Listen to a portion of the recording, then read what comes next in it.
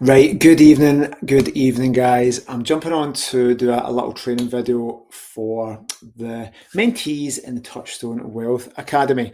I might put this live later, but this is exclusively for the guys in the Wealth Academy, especially my mentees. I've just done 8 hours back to back of coaching today, so a little bit tired. Just had my dinner. It's starting to get dark, so excuse the poor quality of this recording, but I did promise a few of you today I would touch on the subject of letting agents and rent to rent. So I'm just going to record it and then it's there because we squeezed a lot in to the one-to-one coaching sessions. So I promised this video and here it is. Guys, just a little bit of background on me. I did my first rent to rent in 2002. Probably done 100 myself. Then in 2006 went on to set up a management company. So currently have that 20 years later. We've got Pillow Partners that manages serviced accommodation all across the UK. But the business we started in 2006 was called Homeshare Property Management. And we probably have about 350 properties, 370 that we manage at the moment. And over that time, I think we've managed 500 different rent to SA for other people. So hopefully qualified enough to give you a little bit of information. I've been involved in 600 rent to rent deals, but as a letting agent, as someone that has done rent to rents with our own clients, with many other letting agents clients, and has the mind of a letting agent, but knows how to approach it, I want to give my personal insight as an agent, how my team would handle this, how to best approach it, who to approach, and how to put your value across to agents to get the best results. So again, I've done 8 hours of coaching today, so I will try and keep this as short as possible while giving you lots of information. So let's just jump straight into it. So number one for me is all about the right type of letting agent. There's ones at the top that are super corporate, that are super rule focused, the big multi-million pound, 10 chain, 20, 100 chain agents. They don't have the power at the top end to do it with you guys. They're not going to be able to not do ASTs or PRTs in Scotland because there's rules and procedures, and I totally get this. Going in and asking them to just change up their systems to do a deal with you for the Foxtons and the Savos of the world will never happen. I'm saying it will never happen because I want you guys to not have lots of no's. If you've had 100 no's, it's quite disheartening. So I want you to have the best chance of success here. So it's not possible. I have done deals with Savos, and we've had a couple of corporate lets we've done with Savos. So I'm not saying it's impossible.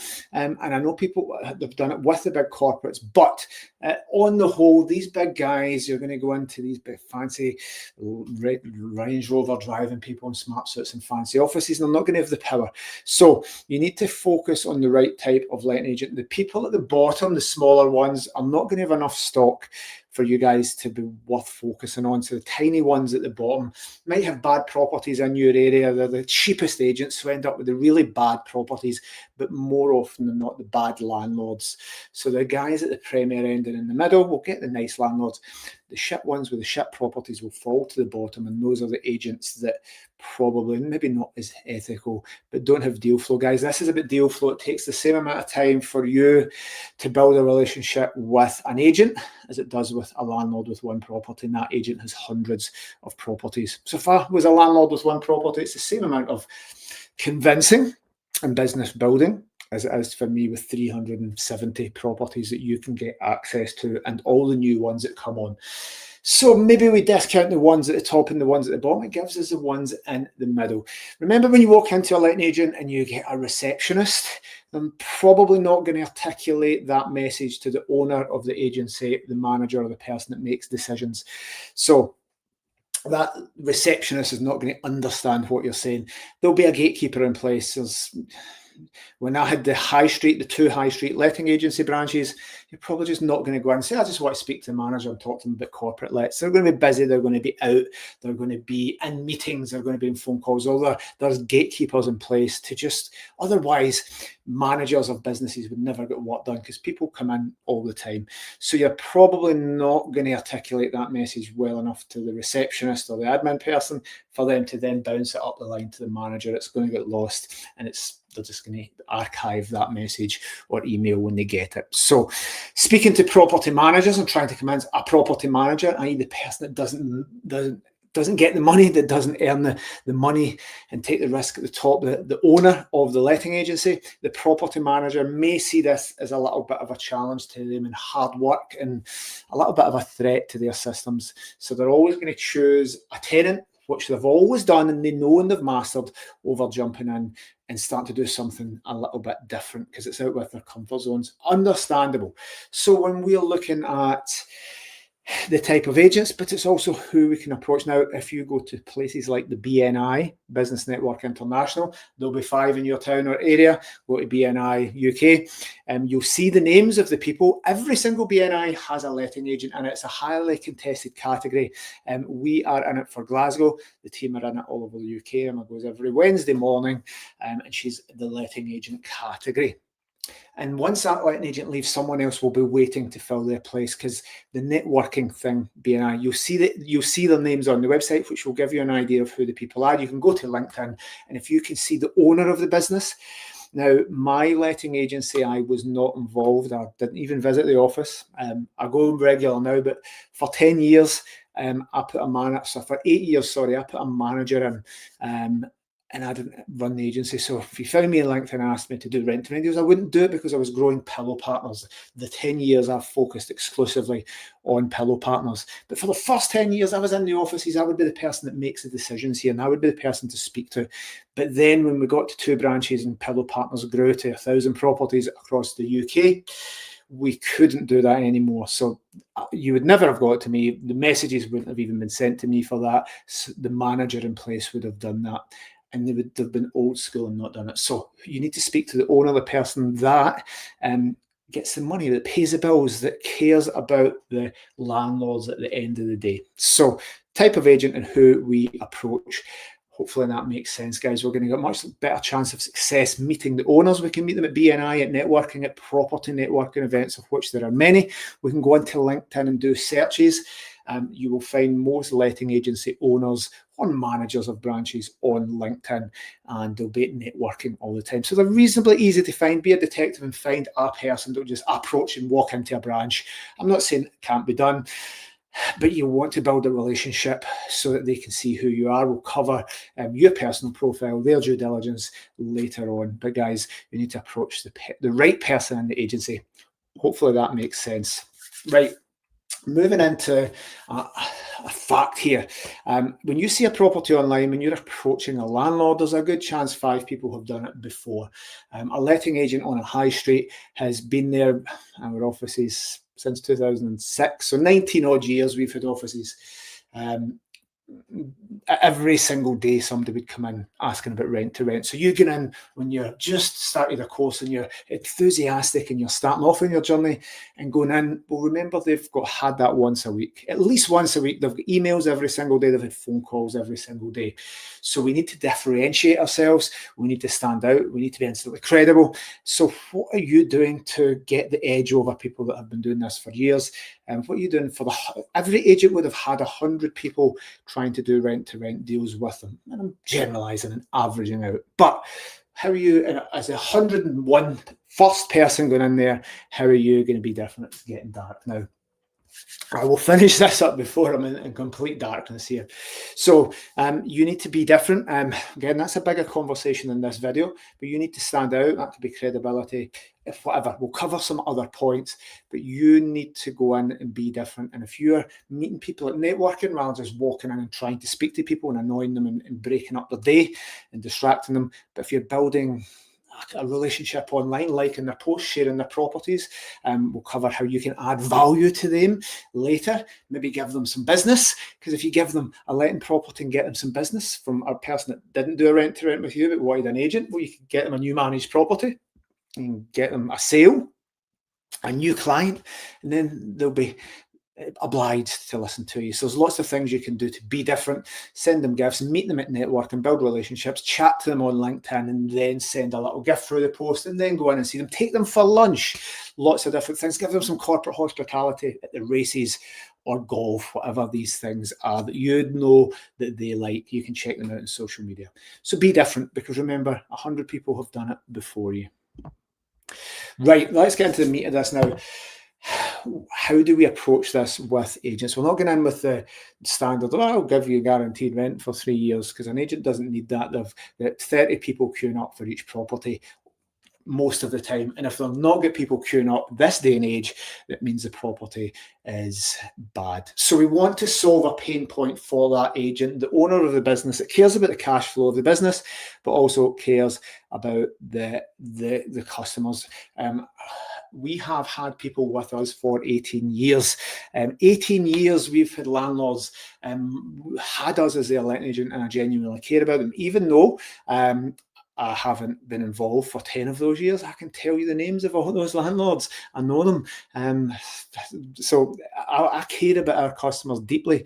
And I want the best for my business, but if I can solve a problem for one of my hosts, one of my landlords, I will do it. So I care. So that level in the middle of people that are managers that care about the business success and care about the landlords, well, you can solve pain points. A letting agent's pain point here. So what's the problem when you walk in and say, I'll give your landlord 5 years guaranteed rent? They're going to think, as a middleman, you're there, landlord's there, they're going to get cut out. So you need to make sure that that's not the case. You need to reassure them this is a long-term relationship. You're in it for deal flow. You'd never stab them in the back. You're their business partner. You're not there to do a rent-to-rent. You're not the same as everyone else. You're going to take one property off them a quarter, a month, whatever that is. And you're going to be their long-term partner. You're never going to be unethical, untrustworthy, or unloyal, because you want 10 deals off this person. A pain point for agents for cash flow, well, they could have a difficult landlord. If they've got a landlord that they just don't like, every business has a customer they don't like. They don't like interacting with them, and they treat their staff badly. So they're phoning up and giving their staff shit. They're giving the owner because of the tenant or because of repairs or something. So the pain points for letting agents can be bad landlords, and you can take that away. You can solve that pain point by saying, do you, Mr. Agent, do you have any bad landlords that don't like doing repairs and are a bit tight? Every agent of size is going to say yes. Well, I can solve that for you, because I'm going to give you 3 5 year rent. I'm going to do the repairs up to £50. Whatever is in your contracts and your value proposition, the agent will be like, so this guy's not going to phone up my office. I don't need to convince him. I don't need to take shit from tenants, and my staff are taking grief from tenants because my landlord doesn't do repairs. So you ask the agent, do you have any landlords that cause you problems? Mr. Agent, next, do you have any problems that are hard to shift? Now, a property that doesn't let for buy-to-let may be beautiful for service accommodation. We need to watch if properties are not letting. Why aren't they letting? But again, it amazes me. Some properties that are in bad areas, that are housing benefit tenants, work perfectly well on paper for service accommodation. There's a few great areas. We've got one of our best performing properties is on paper. It's near Glasgow Airport. It's near the biggest hospital in Europe. It's near universities. It's near everything. It's amazing, near motorways, but it's not a nice area to rent. So that works really well. So properties that don't let, or the landlord's losing money, the agent's losing money as well. Do you have any landlords in financial difficulty? If a landlord can't make that mortgage, or can't afford repairs, or can't do the repairs that the agent demands to get that property to the legal standard, the agent has a problem, because that property doesn't cash flow for it. The landlord might not have £1,000 to replace a boiler or bring it up to minimum standards and decorate. Well, you can go in and say, hi, Mr. Letting Agent, do you have any landlords that are in financial difficulty, financial worry, or that are don't have the money to get the property to the standards you require? Well, maybe I could go in and do an assisted let. If they give me 5 years guaranteed rent, you're still the agent, and I'll spend £1,000 doing it up. Whatever's in your budget, whatever's in your business plan. But you can help that agent get that property on, get the money in for the agent, but also solve a problem for the landlord. One of my best rent-to-rents, very similar, a landlord was going to give the keys back to the bank. I gave that example today. because they didn't have the money. I went and did the money. I got really, really low rent to cover their mortgage. It was like half price. They were delighted, and we made, I think it was 2,200 a month for a good 18 months on that. Everybody was happy. Now, we were the agent, so I didn't have to convince myself, but if you can stop them losing a property. Another thing here is ask an agent, do you have any tenant find properties? Because if they're fully managed, they might be worried about losing that commission, so you want to stop that fear. But if it's a tenant find property where they get a one-off fee, then you can give them that money and double it. You can give them a sourcing fee because they're getting money for that property and the landlord is self-managing. So tenant only, tenant find properties, let only properties, they get a fee and it goes away to the landlord anyway. So they're more inclined to give you that property because they're making the fee anyway. They're not involved in it. That makes sense. Loads more of these. I'm just going to condense it because it's getting late.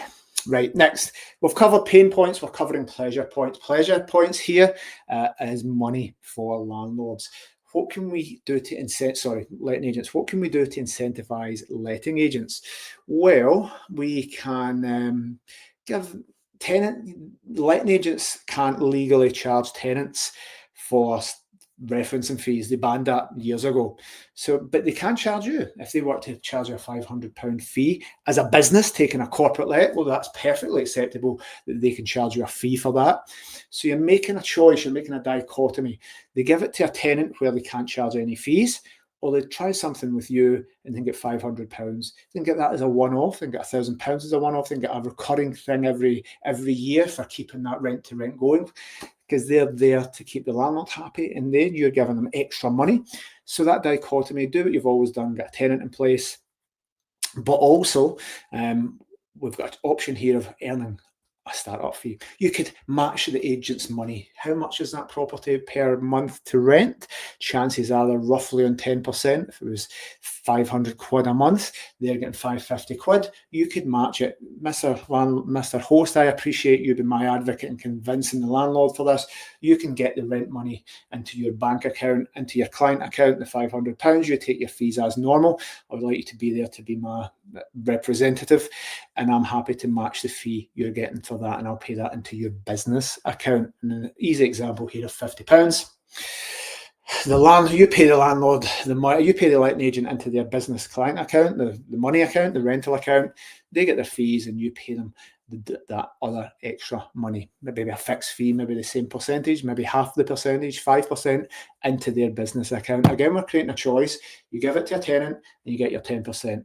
And you get your 50 quid a month. But if you give it to me, you get 100 quid a month. Now that's a pleasure point for an agent, and you can take properties off their hands that they're struggling with. And you can offer these agents a really great thing, because you can get this every month. Why? Because we're not just here to get one deal and bounce to another agent. We want a relationship.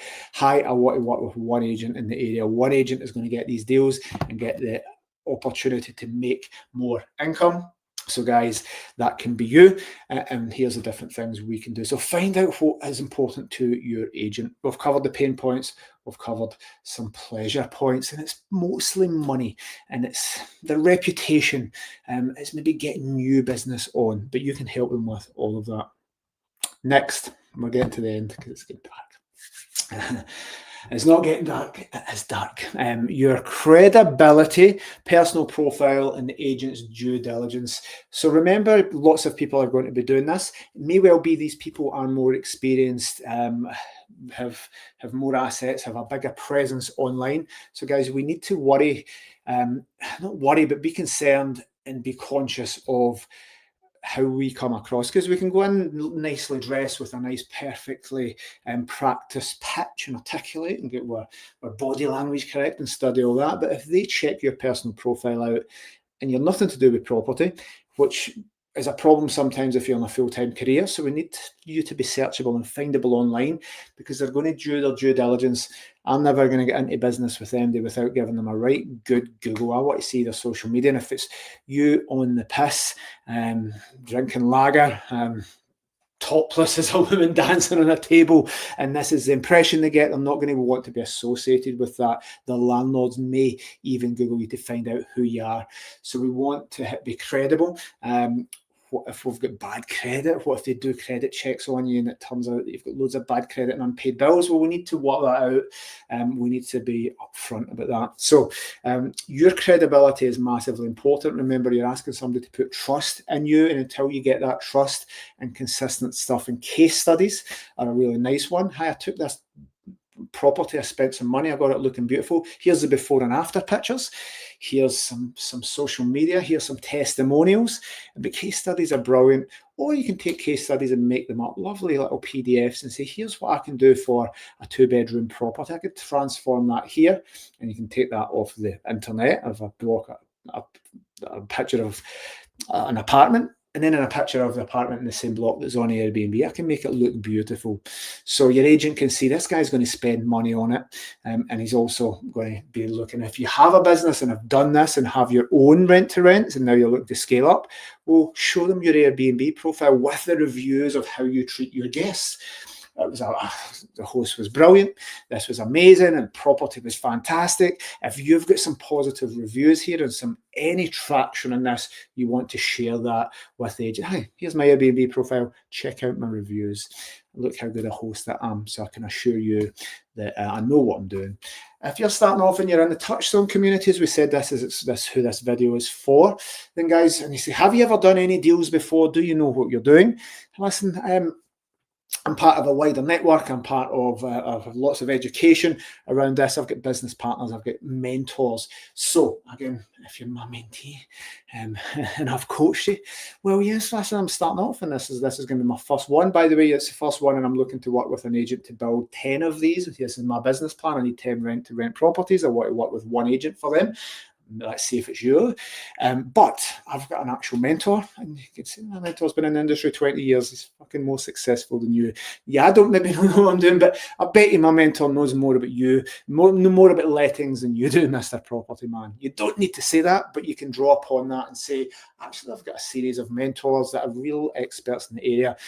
Person that taught me this has 20 years in the industry, has a really big successful agency, blah, blah, blah. So you can draw upon all the people in your network. Now, we don't want to lie. We don't want to deceive. But when you're starting off, guys, don't let this put you off. Just, I don't know anything. I don't know anybody. It's new. I've just done the Wealth Academy, and I'm uncertain. I don't know what I'm doing. That level of approach is not going to give you credibility. You can say, listen, I'm new, and here's my business plan. I'm looking to get 10 of these deals, and I'm part of a wider community, and I can draw upon a lot of experience. My mentor has done this. He's done 100 rent-to-rents. He's got a management company himself. So I have been taught how to respect agents and landlords, and I know the industry, and I can draw upon these people in my network. Not just me as your coach, but you have had other coaches in the Touchstone network as well. So some final thoughts here, guys. And it'll start getting light again. Long-term partnerships, you're wanting to get a partnership with an agent. It takes as long to build a good relationship and trust with one landlord or one property as it does an agent, but they're going to have deal flow. So I want you to approach this as a long-term partnership, not trying to convince an agent to give you a property to start you off in your journey or to give you another rent-to-rent into your portfolio. I want you to approach it with the view of this agent getting a partner in you. Your business partners, not just there's that pest of a rent-to-rent person that keeps asking me for deals and I keep saying no, but you want them to be fighting for you. You want them to be convincing landlords. The landlord said no for that one, but don't worry, Scott, I'm going to go ahead and give me a couple of days. I'm going to convince him. I'm going to meet him at the property and I'm going to tell him how good this is for him. Because by the way, guys, as an agent, I think rent-to-rent is a really amazing strategy for landlords. I would be happy to do it with any of our managed properties. Why? Because there's less risk by giving it to you guys, especially with the Renters' Rights Bill coming in England and the way things are already in place in Scotland. So with that in mind, we want to build partnerships, and you're their business partner. You're adding value to them because of all the pleasure points and getting to avoid the pain. So you're as equally valuable in this relationship as they are to you. And when we start off in this, because if I had to go and do rent-to-rent with somebody, I wouldn't see that person as above me or like them doing me a favour. I would see me as doing that agent a favour because of what we've spoken about, and I'd definitely be doing the landlord a favour because I know I would be managing that property well. As a rent-to-renter, I'd be taking some potential risk away from them, and I'd hand the property back perfectly because my reputation is too important. So I wouldn't see myself as needing them to approve me. But when we start off, I certainly did. When I started off and got my first landlords as a managing agent, I wanted them to pick me when I was new and I didn't have any properties. So we want to try and reframe where we are to say, listen, I'm doing you a favour. I'm giving you value. I'm here to help your landlord. And I'm going to work with one agent. I'm not using blackmail tactics or ultimatums, but we just want to position ourselves as really good business partners. The next thing here is deal flow. Say to an agent that if I'm going to work with you, I would love to have this and get one of these a month if that's your thing, or 3 or 4. And by the way, if you don't have if you have these properties from the agent and it's not in your business plan to scale up that much, you can do a little bit of deal sourcing should you want to and sell the deals on a joint venture with other people. But you want to tell the agent this is something that's going to make them multiples of the money, the pleasure, or avoid the pain times 10. So if I use the number 10 for deals, guys, deal flow, and they need to be passing you deals all the time, decent quality properties that's going to work. They learn your business and the type of properties that are going to suit your strategy, not pass you rubbish they're trying to palm off. So you're offering them deal flow, and that's it. The last thing we were speaking about trust, guys, and never break that trust. Never, if the landlord tries to cut the agent out and give you a deal to not pay the agent the fees, your loyalty is to the agent. That agent is one person with hundreds of deals. That landlord is just one person with one deal.